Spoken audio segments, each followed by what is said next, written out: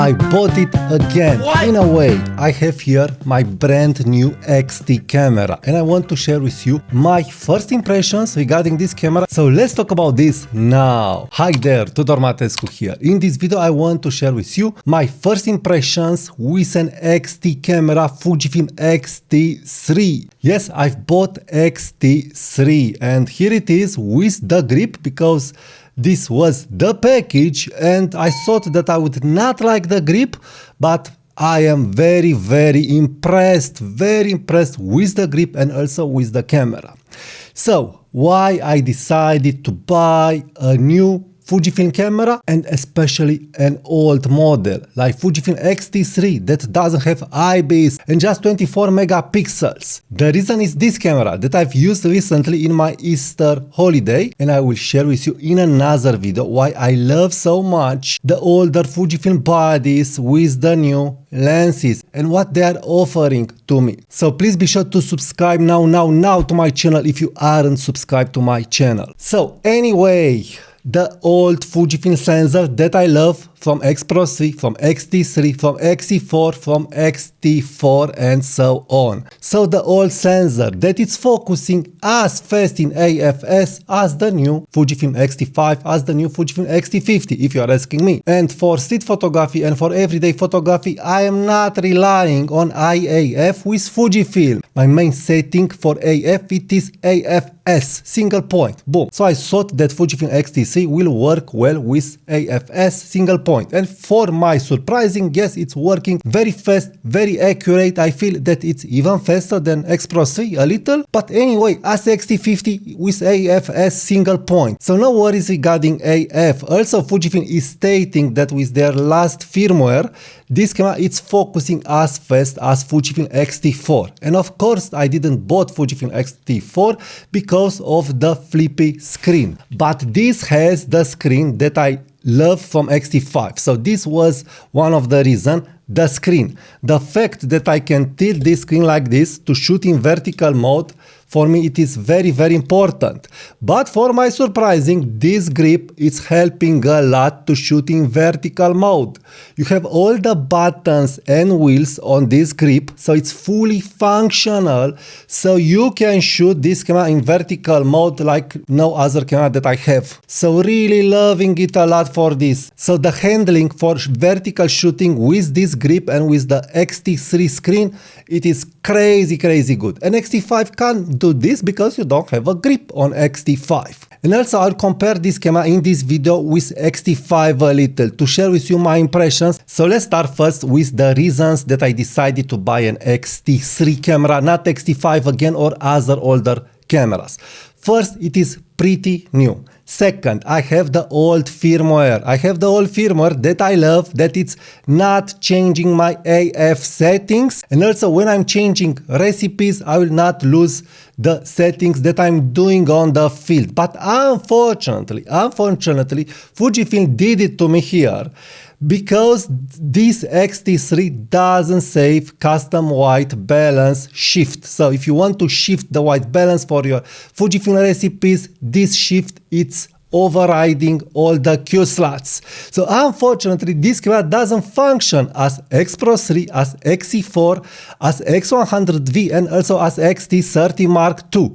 So basically if you really want to enjoy the old firmware from Fujifilm, you really need to go to those cameras. But do I regret it because I don't have the white balance shift in my Q slots? No, because the firmware it is very simple, very easy to use, it's not as complicated and as busy as the new firmware. So regarding ergonomics of the firmware, it's okay. Of course, I would have wanted white balance shift saved, but there is a workaround. You can set 3 custom white balances and also in the name of your recipes, you can put a note regarding how you shift the white balance if you want to do this. So there is a workaround, and again for me it's not crucial because I will use just my Leica recipe and also my black and white Ilford recipe, that it's basically the same regarding the white balance shift or without shifting. So anyway, it's not a deal breaker. Of course I would have wanted the X Pro 3, X100V and X-T30 white balance shift and firmware, but Fujifilm didn't update it. You have that on X-T4, but you have a flippy screen. Anyway, again, for me it's not a deal breaker because I have here the ergonomics of an X-T camera that I was really missing. So this is the next reason. I'm liking X-T3, but I'm starting not to like it so much because of the firmware problems that I've listed and also of the firmware bugs that here I don't have, and I'll tell you immediately. And also the buttons are cramped. You don't have the same operation, the same handling as a professional X-T camera. There are some compromises here. Again, it's a good camera, but here better ergonomics and better handling. This I want it a lot. Now, let's talk a little about the buttons and the wheels and how they are feeling in hand. First, crazy good build. The doors aren't playing. You have side doors on each side. You don't have rubber doors. They are sticky, they are staying in place, not like X106 door. Also, the buttons are very clicky. On the shutter speed dial and also on the ISO dial, I can change easily the values. I don't know if this is happening because the camera it's a little old, a little used. But anyway, in general, I'm keeping my settings locked. So it's not a problem. More than that, this wheel, the ISO wheel and the shutter speed wheel, they aren't feeling hollow like the X-T5 wheel. So the build quality compared to X-T5 regarding wheels and buttons, I feel it is better. Yes, they are plastic, but it's not as cheap in hand as the X-T5 dials. So really loving this a lot. Now I have here a D-pad, I have the joystick, I have everything that I want. And also with this grip, I didn't thought again that I will like it, but it's staying in hand beautiful. Also for landscape shot, look how nice it's staying with my hand. And again, how I've said, for vertical shots. And more than that, this grip it's ultra light. It's ultra light. So I don't feel that it's putting weight in the camera. And let's get to the comparisons, because it's very important to understand that I am comparing when I'm praising this camera to X-T5 handling and also to X-T50. I will make a dedicated video probably to X-T5 and probably to X-T50, but what is important to understand here, look how it's staying in the hand. It's staying amazing. And why? First, it is 10 grams lighter than X-T5. And you could say 10 grams lighter, Tudor, you are crazy. No, I'm not. It's not just 10 grams lighter. It is longer and taller than X-T5. Longer and taller, how I've always said that Fujifilm must make cameras. They must make the cameras a little longer and a little taller to have the weight better distributed. So this camera in hand, it's not feeling like a brick. It's not feeling like X-T5 in hand. The center weight, it is very well balanced. So this camera is staying amazing with the small Fujifilm lenses, but big surprise, with the new WR lenses, it's staying like a glove. So this is huge for me. Fujifilm X-T50 is going to the same route as X-T5. It is small, it is cramped, and I already feel the weight from X-T50 in hand. Personal, subjective feeling is that it is heavier. Probably if I will weight them, they are the same, or this it will be a little lighter. It's not clear again for me in hand. But in hand, this seems a little heavier and this seems a little lighter. Why? Again, the weight is better distributed. More than that, the grip it's really amazing, really grippy. I don't know why I feel the grip it's better than X-T5. Probably again because it is taller than X-T5 and longer than X-T5. And look how it's staying with 18mm f1.4. It's staying like a glove. Finally, I have a Fujifilm body that I feel I really like to pair it with 18mm f1.4 with the new WR lenses. It's staying like a glove, and you are able to see that I can hold the camera with all my fingers almost. This wasn't happening to me with X-T5 because X-T5 it is shorter and it's not as wide as X-T3.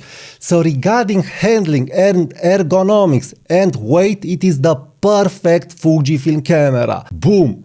So here you go. You have the tilt screen that I really love for vertical shooting. You have the flip screen, and also let's talk about the EVF, because you have a great magnification, and also I can change the magnification so I can see entirely the image. So another advantage of an X-T fully operational camera. One more thing to add, I was afraid that the mechanical shutter, it would not be as silent as the Fujifilm X-T5 mechanical shutter. But for my surprise, it is very silent. More silent, I would say, than X-T3 Mark II and also than X-T50. Let's hear it a little. It's sounding exactly like the shutter of X Pro 3, I would say, that I really love. So great sound of the mechanical shutter. That for me, it's very important. Now, more than that, put the fact that this camera is costing 3 times less than X-T5, and I feel that you get at least half from X-T5, at least, if not even better, regarding ergonomics. And ergonomics for me are important on the streets. And also, have in mind that again, this guy, it is lighter and the weight, it is better distributed. So overall, I'm very satisfied with my acquisition, but I'm a little disappointed that Fujifilm didn't update the firmware so you can save the white balance in the custom recipes. This could be a deal breaker for some people, because one of the reasons that I hoped when I bought this guy was the fact that I can save recipes, and the recipes will function like on X Pro 3, like on X-T3 Mark II, like on X100V, like on X-T4. But no, they are almost functioning like on X Pro 3, but not identically.